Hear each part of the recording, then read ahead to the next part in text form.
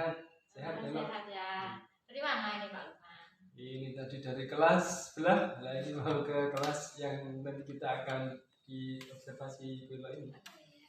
Bagaimana perasaan hari ini Pak? Saya kira optimis, siap. Perasaan optimis yang paling siap ya Pak ya. Untuk nanti nih Pak, pembelajaran yang dilaksanakan Pak Lukman, apa saja sih yang sudah dipersiapkan oleh Pak Lukman? Ya, tidak ada Bu, biasa persiapannya ya perangkat mengajar itu di dalamnya ada tambahan-tambahan ini, kurikulum merdeka, ada KSE, ada budaya positif, ada yang satunya ini juga sudah saya siapkan. Gitu ya. Jadi nanti Pak Lukman persiapannya nanti tadi ada pembelajarannya Pak ya, ada KSE, budaya positif, sama diferensiasi mungkin ya Pak ya. Kemudian nanti dalam pelaksanaan pembelajaran metode apa yang akan Pak Lukman pakai? Biasa saya Bu, diskusi, kemudian presentasi. Diskusi dan presentasi ya Pak ya. Baik. Nanti temanya tentang apa ini Pak? Ini saya temanya tentang lahirnya ilmu sosiologi. Masih awal-awal Pak. Oke Pak, baik kalau gitu mungkin langsung saja Pak menuju di kelas. Ya, ayo, mari. Ya, mari.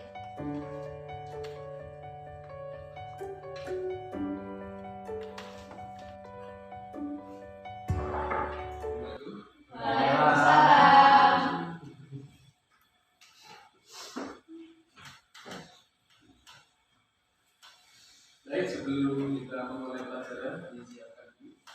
Siap. Sebelum memulai pembelajaran hari ini, ada baiknya kita berdoa terlebih dahulu. Doa menurut keyakinan masing-masing. Berdoa mulai. Selesai.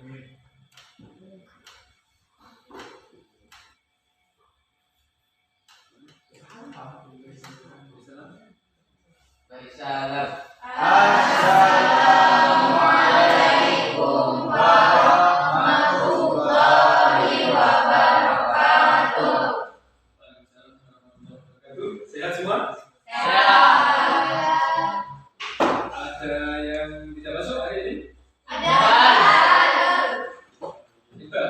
Ya, sama Ali Pak. Sama Ali. Ali apa? Ali sakit ya. Iya. Sakit. Oh, masuk ini. Oh. Iqbal kenapa? Sakit.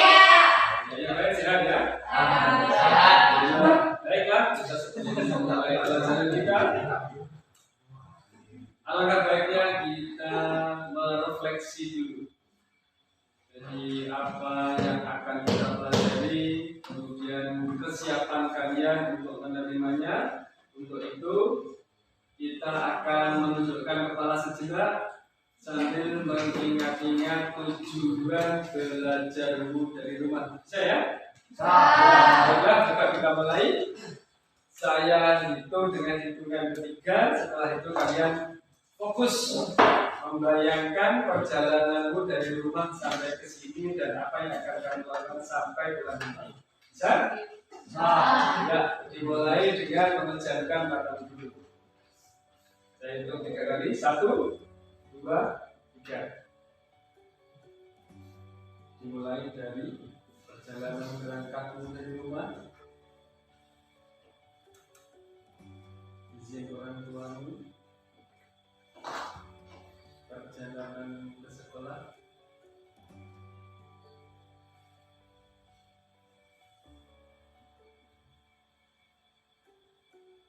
apa yang kamu alami di jalan,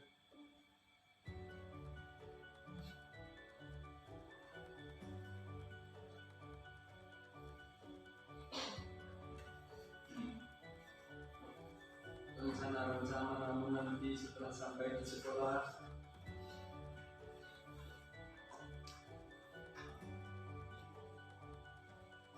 dan apa yang akan kamu dapatkan nanti setelah pulang dari sekolah.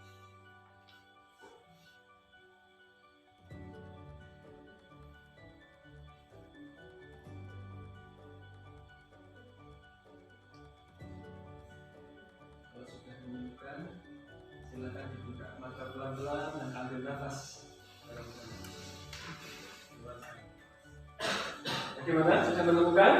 Ya, terima kasih. Kita akan mulai pembelajaran kita pada kali ini. Materi kita adalah tentang lahirnya ilmu sosiologi. Setelah minggu yang lalu kita membahas definisi, kemudian tokoh-tokohnya. Hari ini kita akan membahas tentang lahirnya ilmu sosiologi. Nah, kelas ini kemarin kita jadi 4, sekarang jadi 3 ya. Sekarang jadi 3, yang ini bergabung dengan sini. Digabungkan, dibawa ke sini. Atau ini ke sana. Bisa sini aja ya. Ditarik ke sini. Bisa ke sini. Nah, kemudian ditarik ke sini. Silakan dari sana dibawa ke sini.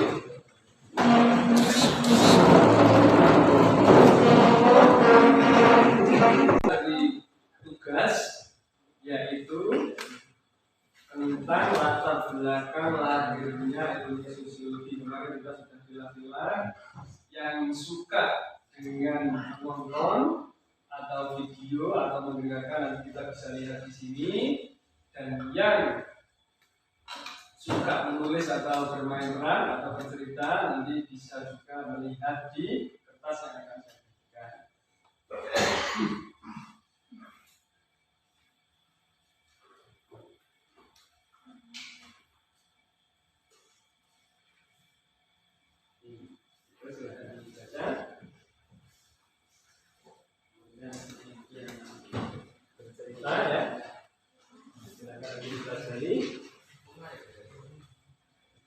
Dan yang sini adalah yang pemain peran.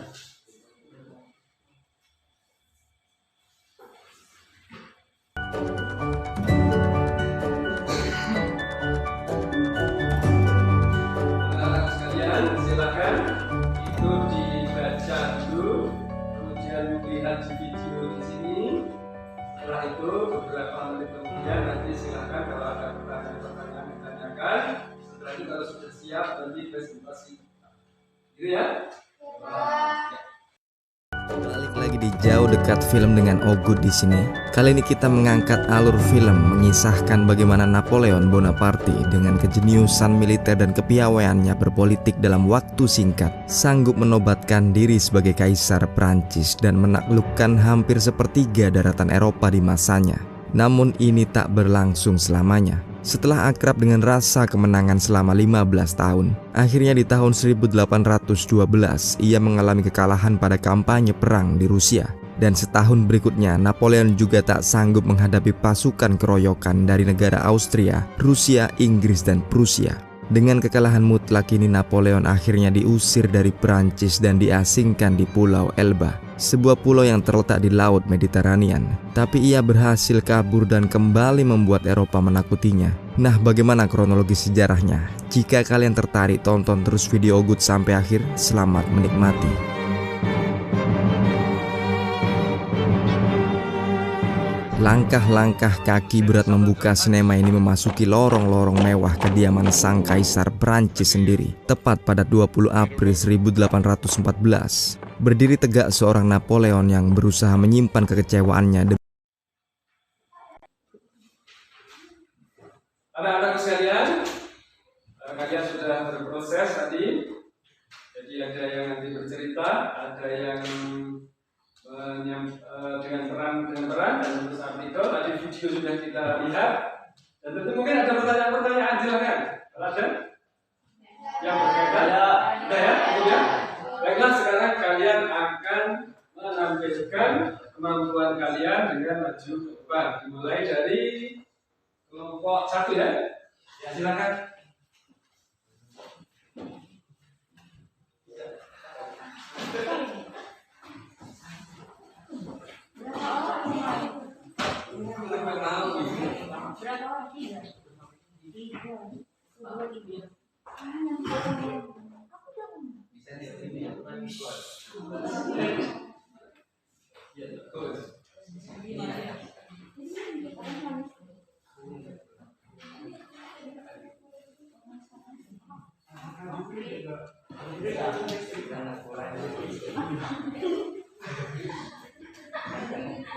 Assalamualaikum warahmatullahi wabarakatuh.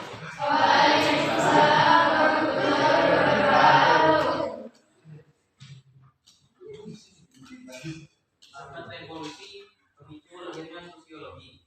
Perubahan abad pencerahan membawa perubahan revolusioner sepanjang abad 18 Masehi. Perubahan itu dikatakan revolusioner karena struktur tatanan masyarakat lama tidak menyertai berganti dengan struktur yang baru.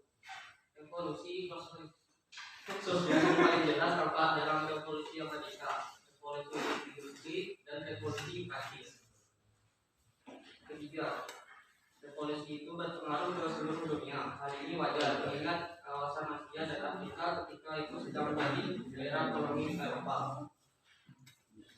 Pada revolusi Amerika, koloni Inggris di Amerika Utara, kita ingin membentuk negara yang demokratis. Pemerintah di sini baru pertama kali muncul saat itu. Ketika kebanyakan negara membentuk pemerintahan monarki, gagasan tentang kedaulatan rakyat atau rakyat yang berkuasa dan tingginya hak asasi manusia untuk semua orang bermartabat sama dalam mengubah susunan serta kedudukan orang dan kelompok dalam masyarakat.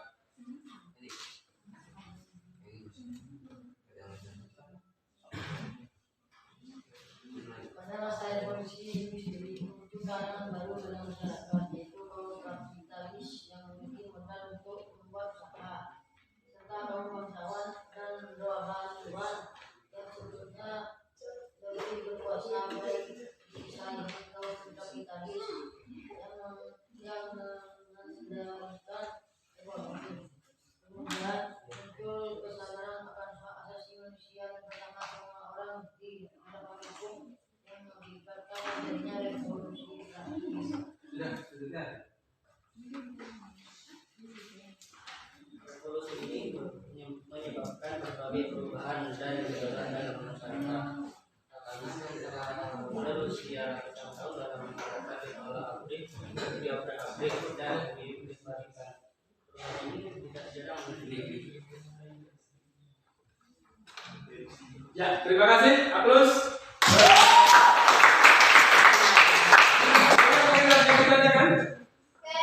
Nggak ada. Ya, silakan. Terima kasih. Berikutnya nomor 2. Silakan disampaikan hasil diskusinya.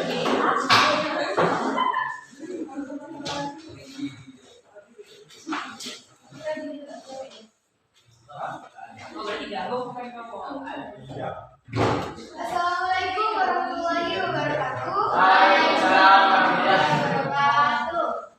Di sini kami akan bercerita mengenai secara singkat mengenai lahirnya ilmu sosiologi.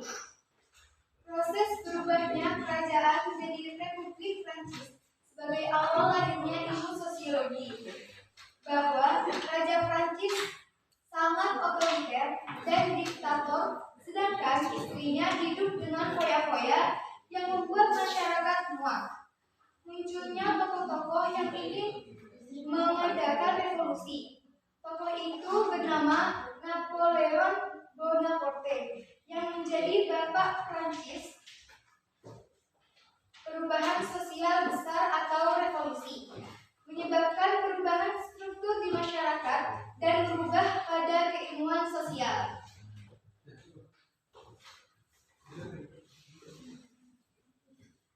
Baik, apakah ada pertanyaan? Tidak. Sekian dari kami.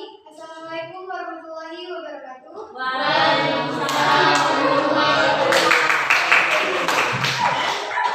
Berikutnya silakan. Untuk yang kelompok 3, menyiapkan.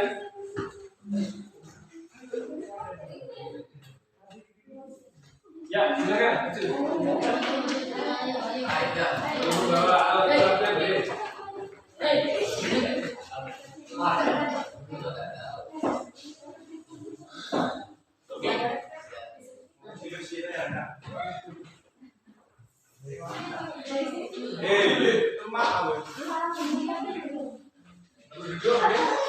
Satunya bertamu dari luar.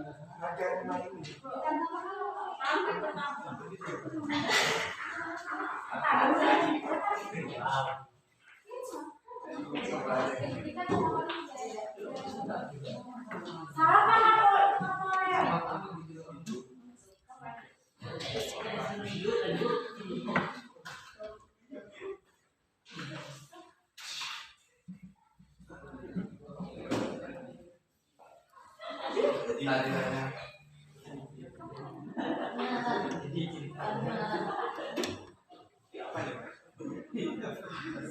Waalaikumsalam.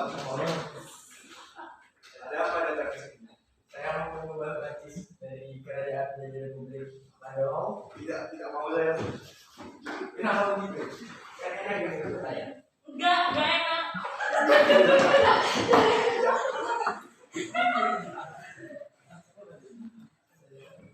Hak saya nanti hilang kalau dirubah jadi republik.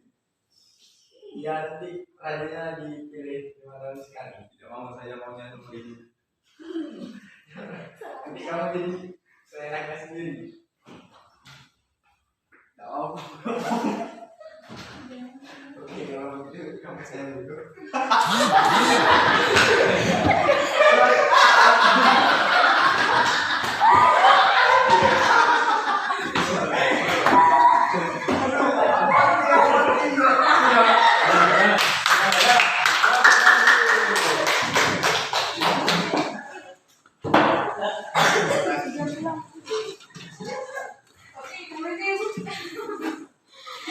Demikianlah anak-anak sekalian, silakan duduk kembali. Jadi latar belakang munculnya ilmu sosiologi itu berasal dari revolusi yang ada di Eropa dengan tadi diakhiri dengan drama. Jadi kerajaan itu apakah mungkin bisa berubah menjadi republik dengan damai? Bisa? Bisa? Tidak bisa. Kenapa? Kenapa tidak bisa? Rajanya pasti tidak mau. Kenapa tidak mau? Menjadi kehilangan hak yang biasanya seumur hidup menjadi itulah akhirnya muncul struktur baru dengan dirubahnya oleh Napoleon Bonaparte. Akhirnya muncullah ilmu baru yang disebut ilmu sosiologi. Baiklah, sekarang kita akhiri, namun sebelumnya kalian perlu ada kesimpulan dulu ya. Dimulai dari kelompok 2 dulu, silakan.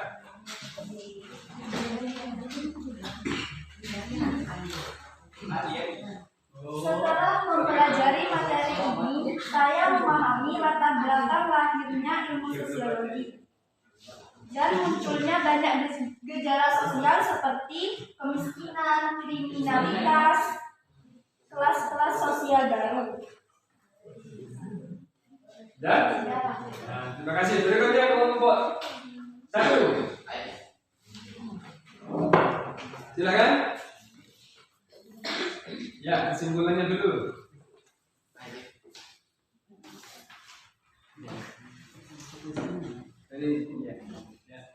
Selain adanya revolusi di berbagai negara, perubahan pada struktur sosial kerajaan menjadi republik.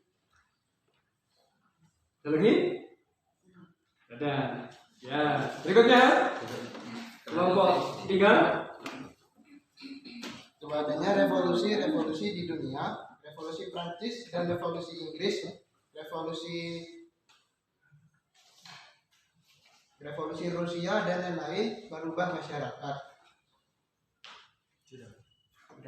Sudah. Ya, terima kasih. Berikutnya, setelah kesimpulan masih ada refleksi apa yang kamu dapat dari setelah belajar selama ini tadi. Silakan satu aja. Dari mana? Mana ya? Dua. Ya? Kenapa? Setelah mempelajari lahirnya sosiologi ini, saya menjadi tahu dan mengerti bagaimana terjadinya perubahan dari kerajaan ke republik yang ada di revolusi. Terima kasih.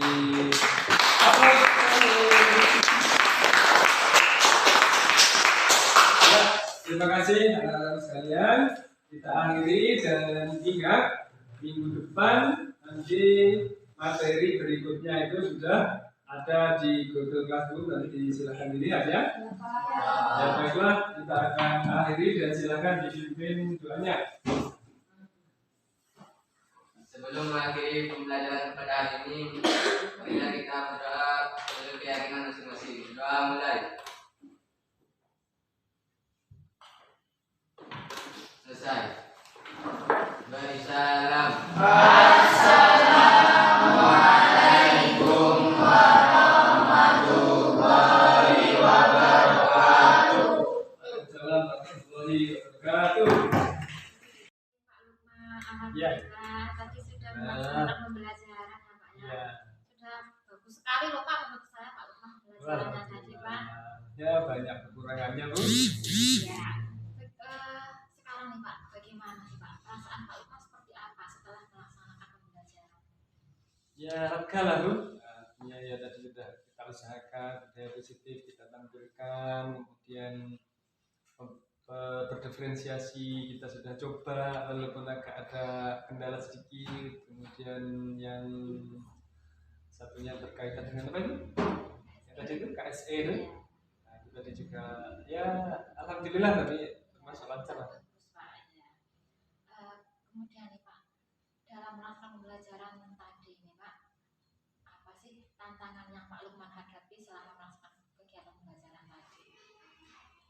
Ya tantangan di sayanya itu ya kemungkinan perlu apa ya, perlu pendalaman lah materi ini agar nanti itu bisa lancar ketika kita itu apa ya tentang materi misalnya, kemudian tentang teknik-teknik tadi itu ya agak ada kendala karena ya sedikit oh ini ya gitu.